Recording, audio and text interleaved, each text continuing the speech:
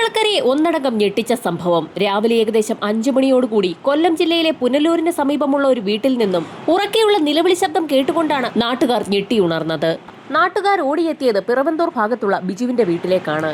കരച്ചിൽ കേട്ട് ആ വീട്ടിലേക്ക് ഓടിയെത്തിയപ്പോൾ ആ വീട്ടിലെ ഒരു മുറിക്കുള്ളിൽ നിന്നാണ് കരച്ചിൽ കേൾക്കുന്നതെന്ന് നാട്ടുകാർക്ക് മനസ്സിലായി. ആ മുറിയുടെ വാതിൽ തുറന്നു കിടക്കുകയാണ്. ആ മുറിയുടെ ഭാഗത്തേക്ക് ഓടിയെത്തിയ നാട്ടുകാർ കാണുന്നത് ആ വീട്ടിലെ മകളായ റിൻസി കട്ടിലിൽ മലർന്നു കിടക്കുന്ന കാഴ്ചയാണ്. റിൻസിയുടെ മാതാവ് ബീനയാണ് ഉറക്കെ കരയുന്നത്. പെട്ടെന്നാണ് നാട്ടുകാരുടെ ശ്രദ്ധയിൽ ഒരു കാര്യം പെടുന്നത്. റിൻസിയുടെ കഴുത്തിൽ ഒരു കറുത്ത പാട് കാണാം. അത് മാത്രവുമല്ല, റിൻസിയുടെ വസ്ത്രങ്ങളൊക്കെ കീറിപ്പോയ നിലയിലാണ്.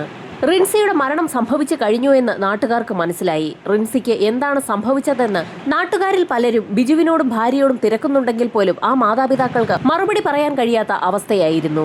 റിൻസി കിടക്കുന്ന മുറിക്ക് 2 വാതിലുകളുണ്ട്.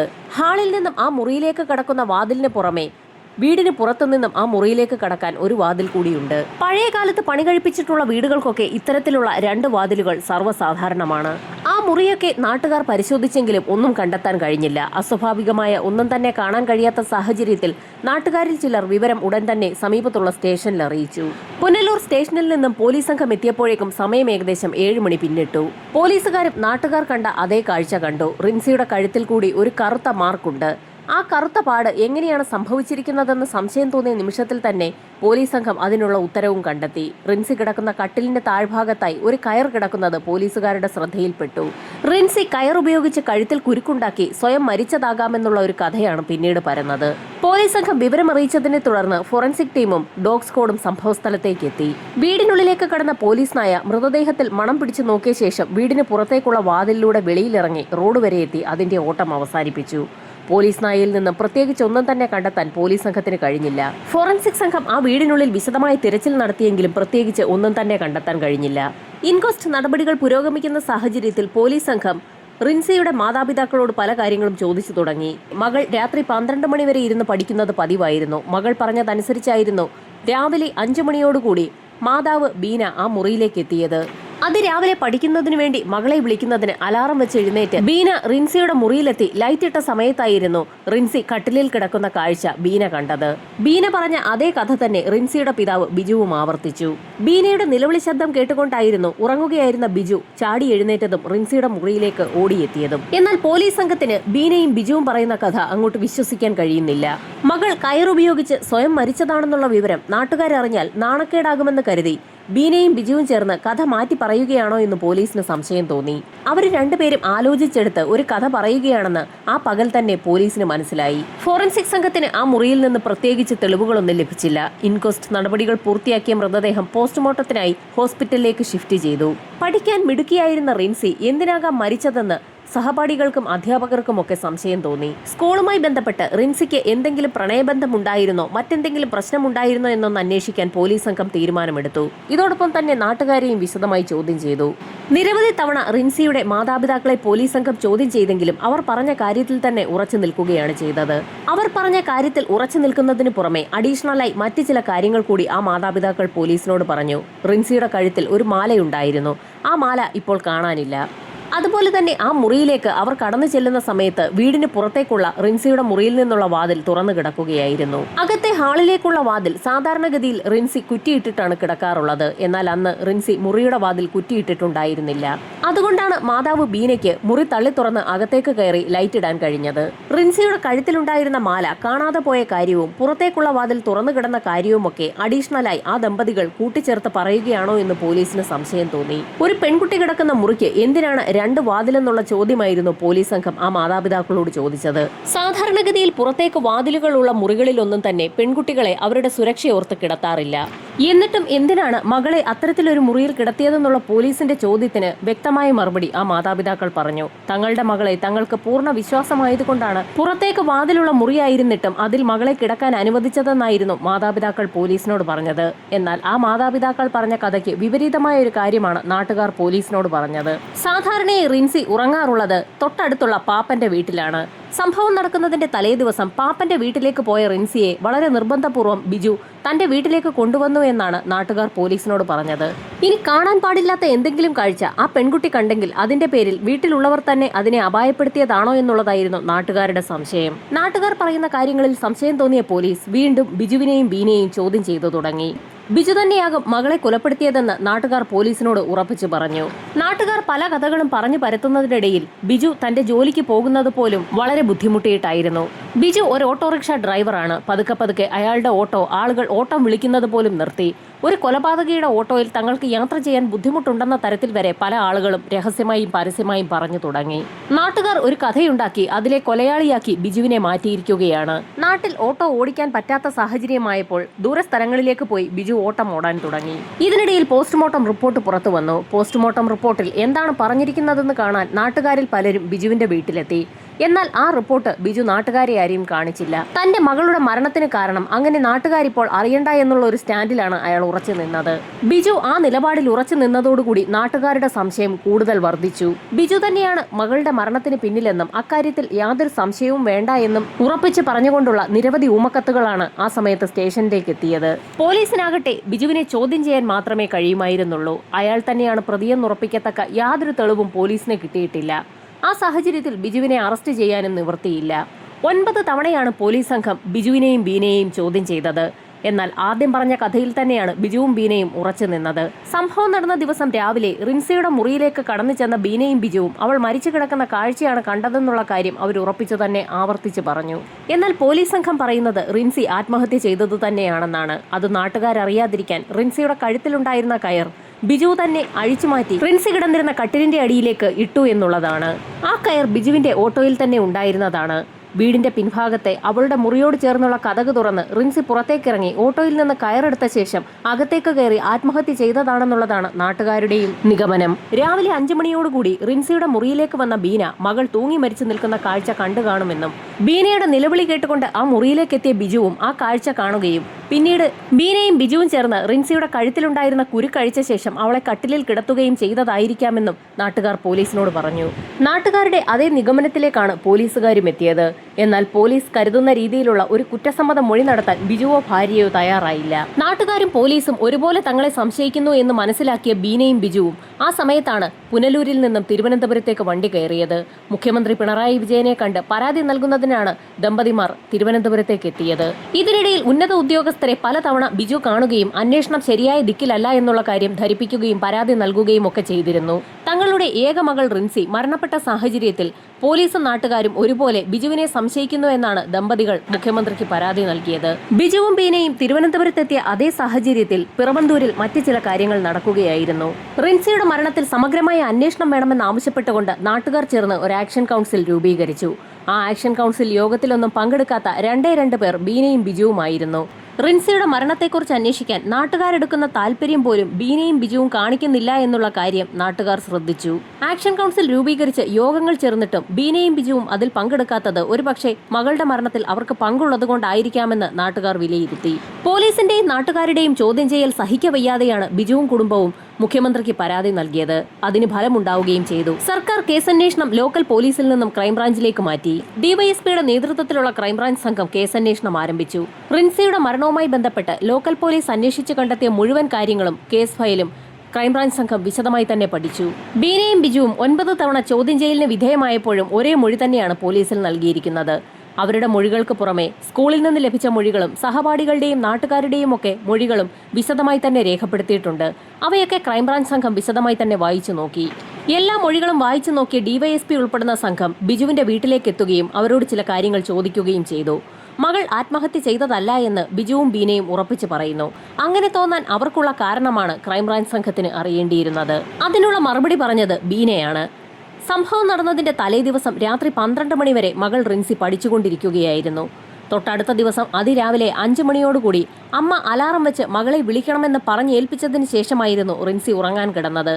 അത്രയും കാര്യം പറഞ്ഞേൽപ്പിച്ച മകൾ അതിനിടയിൽ ആത്മഹത്യ ചെയ്തു എന്ന് പറഞ്ഞാൽ അത് തനിക്ക് ഒരു കാരണവശാലും വിശ്വസിക്കാൻ കഴിയുകയില്ല എന്ന് ആ അമ്മ പോലീസിനെ അറിയിച്ചു. അതുമാത്രവുമല്ല, മറ്റൊരു കാരണം, അതിരാവിലെ 5 മണിയോടുകൂടി ബീന മകൾ റിൻസിയുടെ മുറിയിലേക്ക് എത്തിയപ്പോൾ മുറിയുടെ 2 വശത്തെ വാതിലും തുറന്നു കിടന്നിരുന്നു എന്നുള്ളതാണ്. മുറ്റത്തേക്കുള്ള വാതിലും അതുപോലെ തന്നെ ഹാളിലേക്കുള്ള വാതിലും ഒരേ സമയം, അതും രാത്രിയിൽ, മകൾ അങ്ങനെ തുറന്നിടാൻ ഒരു സാധ്യതയും ഇല്ല എന്നും ബീന പോലീസിനോട് പറഞ്ഞു. ആ സംഭവത്തെക്കുറിച്ച് അന്നേ ദിവസം ബീന പോലീസിനെ അറിയിച്ചതുമാണ്. എന്നാൽ മകൾ കയറെടുക്കുന്നതിനു വേണ്ടി പുറത്തേക്കുള്ള വാതിൽ തുറന്ന് പുറത്തിറങ്ങിയതാകാമെന്നായിരുന്നു അന്ന് പോലീസ് ബീനയെയും ബിജുവിനെയും അറിയിച്ചത്. എന്നാൽ അതിനൊരു സാധ്യതയുമില്ല എന്നും പുറത്തേക്കുള്ള വാതിൽ അതിശക്തമായി തള്ളി തുറന്നതിന്റെ എല്ലാ ലക്ഷണങ്ങളുമുണ്ടെന്നും വാതിലിന്റെ വശങ്ങളിലുള്ള വിജാഗിരി ഇളകിയിരിക്കുകയാണെന്നും സംശയമുണ്ടെങ്കിൽ ക്രൈംബ്രാഞ്ച് സംഘം അതൊന്ന് നോക്കാനും ബീന പറഞ്ഞു. അത് മാത്രവുമല്ല, മകളുടെ കഴുത്തിലുണ്ടായിരുന്ന മാല കാണുവാനില്ലെന്നും അതിനു പുറമെ മകളുടെ ഡ്രസ്സൊക്കെ കീറിയിട്ടുണ്ടായിരുന്നുവെന്നും ഇതിൽ നിന്നൊക്കെ മകൾ ആത്മഹത്യ ചെയ്തതല്ല, മകളുടെ മരണം കൊലപാതകം തന്നെയാണെന്ന് തങ്ങൾക്ക് സംശയമുണ്ടെന്നും ബീന പോലീസിനെ അറിയിച്ചു. ബീന പറഞ്ഞ കാര്യങ്ങൾ കേട്ടുകൊണ്ട് നിന്ന ബിജു അത് മാത്രവുമല്ല മറ്റൊരു കാര്യം കൂടി ഉണ്ടെന്ന് പറഞ്ഞുകൊണ്ട് തന്റെ കൈവശമുണ്ടായിരുന്ന പോസ്റ്റ്മോർട്ടം റിപ്പോർട്ട് ക്രൈംബ്രാഞ്ച് സംഘത്തിന്റെ കയ്യിലേക്ക് കൊടുത്തു.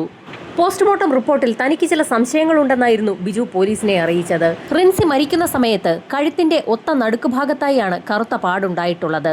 തൂങ്ങി മരിച്ചിരിക്കുന്ന ഒരു വ്യക്തിയാണെങ്കിൽ കഴുത്തിന് മുകളിലേക്കും തൂങ്ങി മരിച്ചതിന്റെ എല്ലാ ലക്ഷണങ്ങളും പാടുകളും ഉണ്ടാകേണ്ടതാണ്.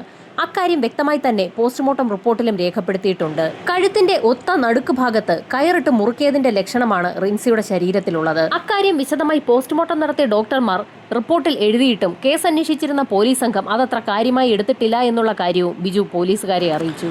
ബിജുവും ഭാര്യയും പറയുന്ന കാര്യത്തിൽ എന്തെങ്കിലും വാസ്തവമുണ്ടോ എന്നൊന്നറിയുന്നതിനായി ക്രൈംബ്രാഞ്ച് സംഘം തിരുവനന്തപുരം മെഡിക്കൽ കോളേജിൽ നിന്നും ഫോറൻസിക് ടീമിനെ ബിജുവിന്റെ വീട്ടിലേക്ക് എത്തിച്ചു. ഡോക്ടർ ശശികലയും ഡോക്ടർ സീനയുമാണ് സംഭവസ്ഥലത്തേക്ക് എത്തിയത്. മുറി വിശദമായി പരിശോധിച്ചു നോക്കിയ ഡോക്ടർമാർ ആദ്യം തന്നെ നോക്കിയത് റിൻസിയുടെ മുറിയുടെ പുറത്തേക്ക് തുറക്കുന്ന വാതിലാണ്. ആ വാതിലുകൾ തുറന്നു കിടക്കുകയായിരുന്നു എന്നാണ് എല്ലാ സാക്ഷിമൊഴികളും സൂചിപ്പിച്ചിരിക്കുന്നത്. ആ വാതിലിന്റെയാണ് വിജാഗിരി ഇളകിയിരിക്കുന്നത്. പോലീസുകാരെ കൊണ്ട് ആ വാതിൽ അകത്തുനിന്നും പുറത്തുനിന്നുമൊക്കെ ഡോക്ടർമാർ തുറന്നു നോക്കിപ്പിച്ചു. പുറത്തുനിന്ന് ഫോഴ്സ് ഉപയോഗിച്ച് തുറന്നെങ്കിൽ മാത്രമേ വിജാഗിരി അത്തരത്തിൽ ഇളകിപ്പോകൂ എന്നുള്ള കാര്യം ക്രൈംബ്രാഞ്ച് സംഘത്തിന് വ്യക്തമായി. ഇതിൽ നിന്നും ബീനയും ബിജുവും പറയുന്ന കാര്യങ്ങളിൽ വാസ്തവമുണ്ടെന്നുള്ള കാര്യം ആദ്യമായി ഫോറൻസിക് സംഘത്തിനും പോലീസുകാർക്കും വ്യക്തമായി. ലോക്കൽ പോലീസിന്റെ ചോദ്യം ചെയ്യലുകളിലെല്ലാം തന്നെ ബിജുവും ബീനയും ആവർത്തിച്ച് പറഞ്ഞതാണ് ആ വാതിൽ പുറത്തുനിന്നും ആരോ ബലപ്രയോഗത്തിലൂടെ തള്ളി തുറന്നതാണെന്ന്. എന്നാൽ അക്കാര്യങ്ങളൊന്നും വിശ്വസിക്കാൻ അന്ന് ലോക്കൽ പോലീസ് തയ്യാറായിരുന്നില്ല. കയറെടുക്കുന്നതിന് വേണ്ടി റിൻസി തന്നെയാണ് കതക് തുറന്ന് പുറത്തേക്ക് പോയതെന്നുള്ള ഒറ്റ നിഗമനത്തിൽ തന്നെയായിരുന്നു അന്ന് ലോക്കൽ പോലീസ് ഉറച്ചു നിന്നിരുന്നത്. മകൾ ഉറങ്ങാൻ പോയിരിക്കുന്നത് രാത്രി ഏകദേശം 12 മണിയോടുകൂടിയാണ്. 5 മണിക്ക് വിളിച്ചുണർത്തണമെന്നാണ് അമ്മയോട് പറഞ്ഞിട്ടുള്ളത്.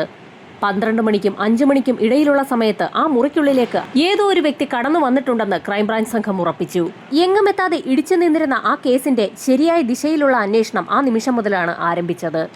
ആരായിരിക്കാം അർദ്ധരാത്രിയിൽ റിൻസിയുടെ മുറിയിലേക്ക് അതിക്രമിച്ച് കടന്നു വന്നതെന്ന് കണ്ടെത്താൻ തന്നെ പോലീസ് തീരുമാനിച്ചു. അതിന്റെ ഭാഗമായി നാട്ടുകാരെയെല്ലാം വിശദമായി ഒന്നുകൂടി ചോദ്യം ചെയ്യുകയും ചെയ്തു. അതിനു പുറമെ ക്രൈംബ്രാഞ്ച് സംഘത്തിന് സംശയം തോന്നിയത് റിൻസിയുടെ വസ്ത്രങ്ങളാണ്. റിൻസിയുടെ വസ്ത്രങ്ങൾ നന്നായി കീറിയിട്ടുണ്ടായിരുന്നു എന്ന് അവിടെ കൂടിയ ആളുകളും അവർക്ക് പുറമെ ബിജുവും ബീനയും ഒക്കെ പോലീസിൽ മൊഴി നൽകിയിട്ടുണ്ട്. റിൻസിയെ അടക്കം ചെയ്തിരിക്കുകയാണ്. ബോഡി പുറത്തെടുത്ത് റീപോസ്റ്റ്മോർട്ടം ചെയ്യുന്ന കാര്യങ്ങളെക്കുറിച്ചും ക്രൈംബ്രാഞ്ച് സംഘം ആലോചിച്ചു. അതിനു മുൻപായി തന്നെ റിൻസി ധരിച്ചിരുന്ന വസ്ത്രങ്ങൾ ഒന്നുകൂടി വിശദമായ പരിശോധനയ്ക്ക് വിധേയമാക്കാൻ ക്രൈംബ്രാഞ്ച് സംഘം തീരുമാനിച്ചു. റിൻസിയുടെ വസ്ത്രങ്ങളൊക്കെ അഴിച്ചെടുത്ത് ഒരു കവറിലേക്ക് അന്വേഷണത്തിന്റെ ഭാഗമായി മാറ്റിയിട്ടുണ്ട്. എന്നാൽ ആ വസ്ത്രങ്ങൾ കേന്ദ്രീകരിച്ച് ഒരു തരത്തിലുള്ള അന്വേഷണവും അതുവരെ നടന്നിട്ടുണ്ടായിരുന്നില്ല.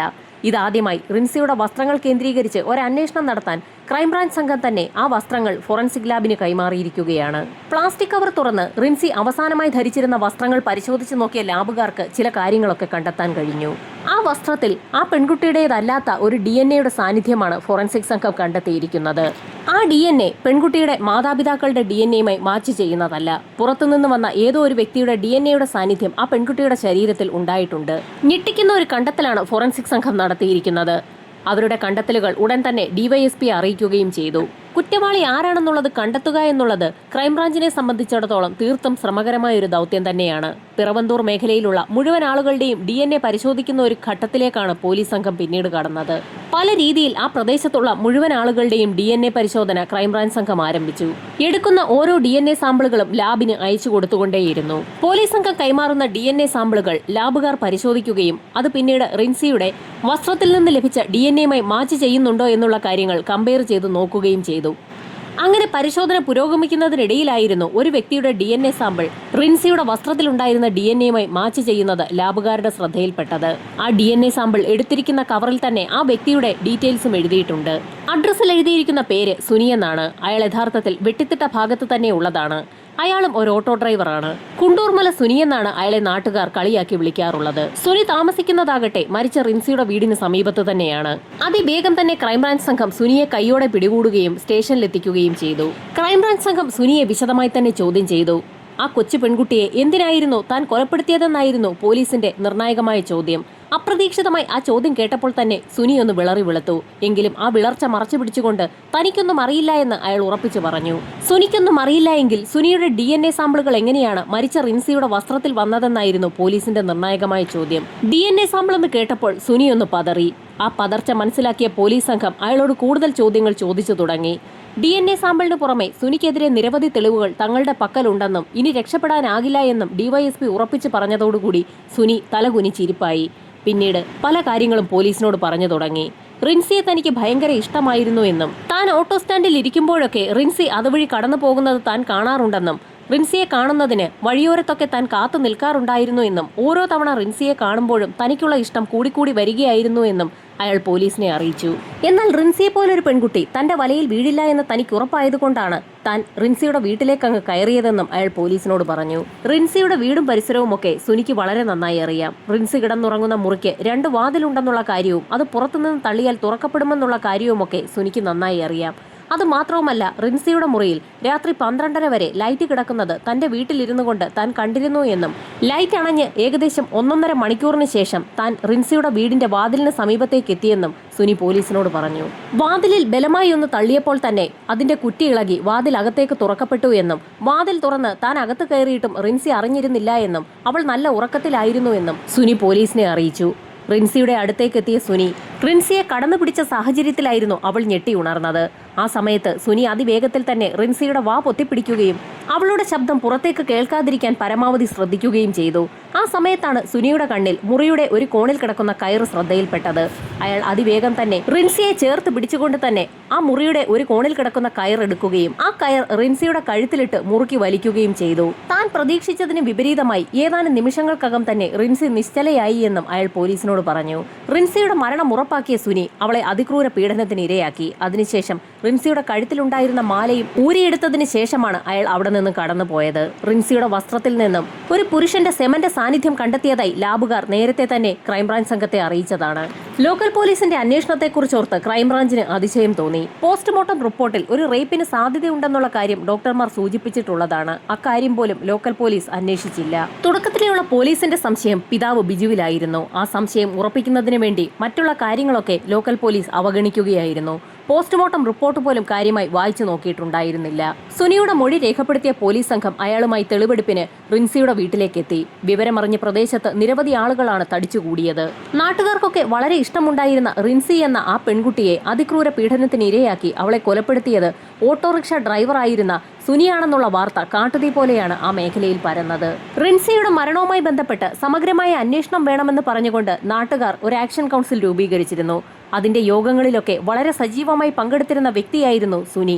അതുകൊണ്ട് തന്നെ നാട്ടുകാരെ ആ വാർത്ത കൂടുതൽ ഞെട്ടിച്ചു. സുനിയെ ആ വീട്ടിലെത്തിച്ച് തെളിവെടുപ്പ് നടത്തി. അയാൾ എങ്ങനെയാണ് വാതിൽ തള്ളി തുറന്നതെന്ന് വളരെ നിഷ്പ്രയാസം തന്നെ പോലീസുകാർക്ക് കാണിച്ചു കൊടുത്തു.